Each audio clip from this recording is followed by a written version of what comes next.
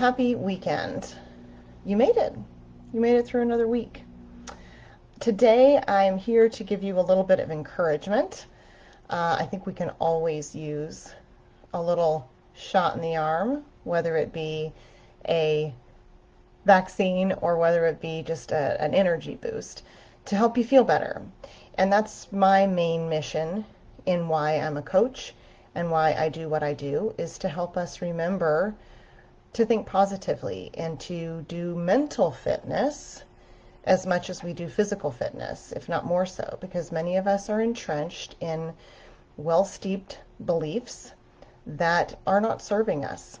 And I think that we don't have to look far to think and come up with some ways that our own thoughts and belief systems and ways that we've conditioned ourselves to be are not working in our favor. And it really comes down to some reprogramming of the hard drive.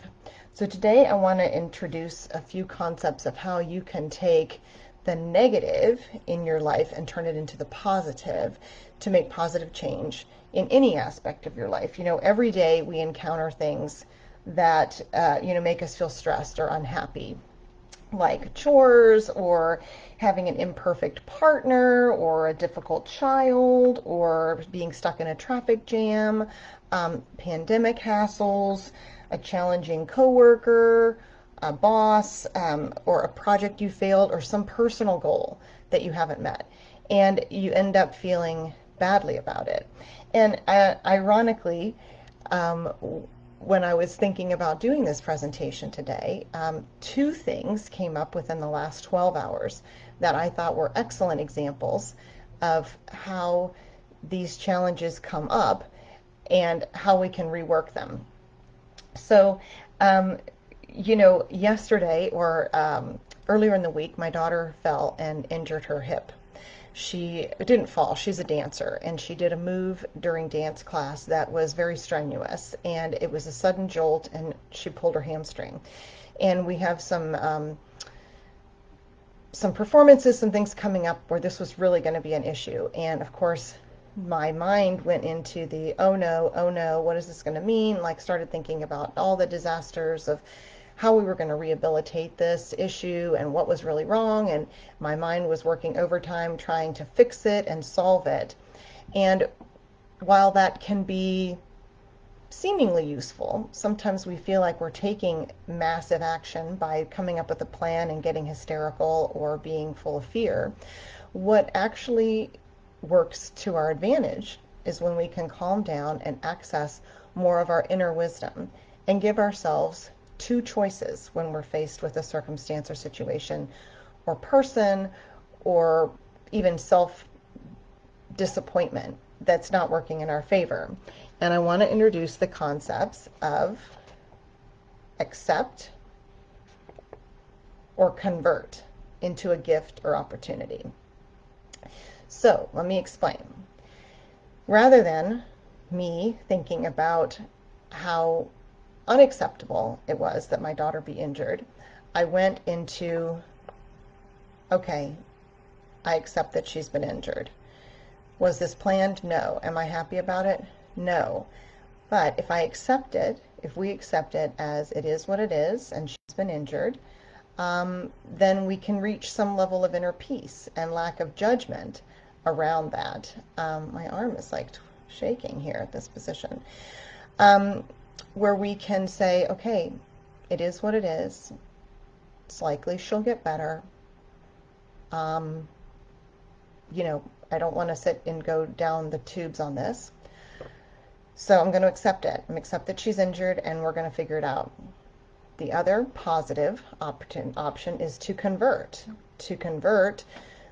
the injury into a gift or opportunity. And what it did was provide an opportunity to really dote on my daughter this week. I was really, really worried about her, and I gave her a lot of extra attention. I was giving her, ice packs every 15 minutes on, every 15 minutes off. I was making sure she was doing her ibuprofen 3 times a day like we had talked about. I was making sure that she wasn't going down the drain in her own negative way. And so this injury ended up being a gift whoops, wrong way, gift and an opportunity for me to connect with my daughter in a way that we hadn't had a chance to do in a while, even though we've been together a lot. It was an opportunity to say, hey, what really matters, to really have some deep, meaningful conversations, and to reach a level of comfort with one another and security and safety that really felt nice. Okay, step 2. We go to the orthopedist yesterday for her to get another evaluation, and they were very encouraging and said that the injury was likely going to heal very quickly, and that was very encouraging. And as we're leaving, the nurse said, oh, we forgot to get your weight. And so my daughter said, I'm kind of nervous to get my weight tested, checked today. I haven't done that in a while. And I don't think she'd had her weight. She's 15. I don't think that had been weighed for maybe 2 or 3 years, like really since puberty, because I can't remember the last time we went for a well child check. I guess it was for like a physical for sports. But anyway, so before she got on the scale, I said, look, it's going to be a lot more than you remember it being, and that's okay. Because she was feeling that teen apprehension of what's the scale going to say. And so she got on, and I had given a number way higher than it ended up being, and so she was okay with the number. And then, of course, I thought, well, I will weigh myself. I haven't weighed myself in a year. I don't own a scale. And I got on the scale, and it was really high, like much higher than I had ever imagined. And I was standing in front of my daughter, trying not to be a hypocrite, having just said the number doesn't matter, and yet I was feeling like, holy crap, like what? How did this happen? And I haven't been eating that much differently, and just sort of menopause, I hate you. I was kind of going through all the things. And then I, got in the car, and she's asking me, Mom, why are you being so quiet? And I thought, I'm not going to do this. I'm not going to tell her that the number doesn't matter and then have it matter to me. So I went to this exercise where I thought, okay, I'm going to accept that the scale is higher than I had expected. I'm also going to understand probably why, and I'm going to come to peace with this because it's been a challenging year. I've been sitting a lot. I haven't been doing much physical activity. I've been eating larger portions, perhaps. I've been making good choices thanks to Holist, but perhaps I've been eating larger portions than I'd realized, and I actually felt at peace because I had noted recently when I looked at myself in the mirror, like I felt good. I felt good about myself. I felt like the number doesn't matter because I like the way I appear. Maybe I'm more robust than in the past. And I really decided, yeah, I'm going to be at peace with this. I'm going to accept it. And then later, I thought, I could also use this to convert from a negative mindset into a positive mindset, doing that mental fitness that I alluded to, turning this information into a gift and opportunity. And the gifts and opportunity from the information on the scale were, wow, I have to get some curious. I need to kind of maybe I want to know, where are these extra pounds from? And do I want to do anything about it? Is this an opportunity to increase my activity? Is this an opportunity to change up, to switch up and learn a little bit more from my gifted colleagues that know about weight and exercise much more than I do? Is there a gift in this that I can actually grow from? And I think the answer is absolutely yes. We should constantly be growing. We should constantly be learning. And rather than getting into a state of negativity, I really made a conscious decision that I was going to take action and convert this new information into a gift or opportunity to learn more about myself, to learn more about my body, to learn more about how I want to feel in my body, what feels good, what doesn't feel good. And so that was a way, again, to take something that could have gone down the drain and converted it into a gift or opportunity. The last example I want to give is that in addition to being a coach, I am a radiologist, and I wanted to get my work done this morning before the weekend loaded up. and I didn't want to be burdened with a ton of extra work on Monday.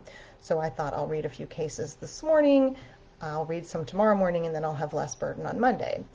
Well, last night when I went to get on the computer, it didn't work. And it was late and I was tired. So I turned it off and figured, oh, like anything, it'll reboot and be better tomorrow.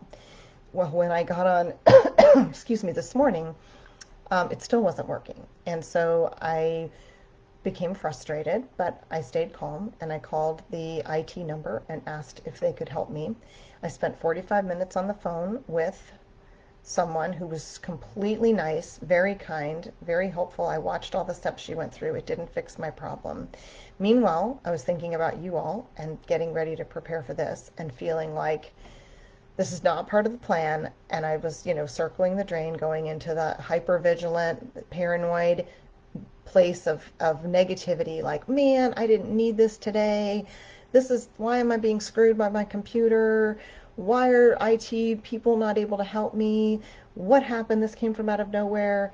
And instead, and I had this actually even 10 minutes before I got on with you guys today, I got a call from an IT person in Idaho, way to go Idaho, who is working on it while I'm talking with you.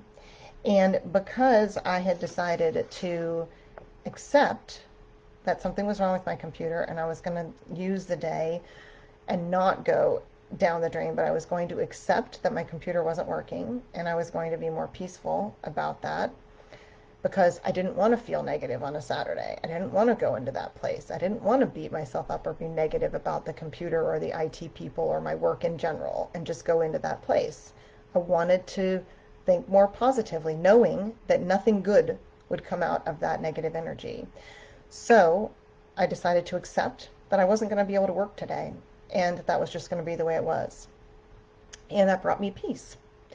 And then I decided, and you can always have the choice, right? These are just the two choices that you have. You can accept, excuse me, or you can convert into a gift or opportunity. And what I would say I got out of this crappy IT situation today, the gift, is that I was in a hurry and I asked my daughter if she would help me out, and she made me these awesome signs, the gift and convert signs, both of which I don't know if she would have done had we not had the bonding that we had this week over her injury.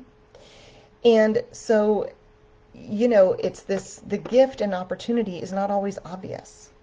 They're not going to be the things that are screamingly obvious. They're going to be things we have to pause and reflect and get curious about and offer ourselves some kind words, some support, and some intention around, how can I take this seemingly quote unquote bad situation and turn it into a gift or an opportunity. And I would say the opportunities from this IT situation are that I'm currently getting my computer worked on while I'm talking with you. It may or may not work when I get off this call. If it doesn't work, I can choose to accept that it's not working and still have a peaceful day. I can choose to convert my frustration into positive energy of what can I do with today instead of working? What an opportunity. I can't help that my computer's not working. So I can instead think about what other opportunities, what gifts will today bring? Where can I focus my energy in a way that's positive? And so, my friends, I want to leave you with a little experiment. Would love it if you would think of something right now, right here with me. Think of something that's made you feel stressed or unhappy or upset recently or in the past. And I'm going to just give you a minute to think about what that was.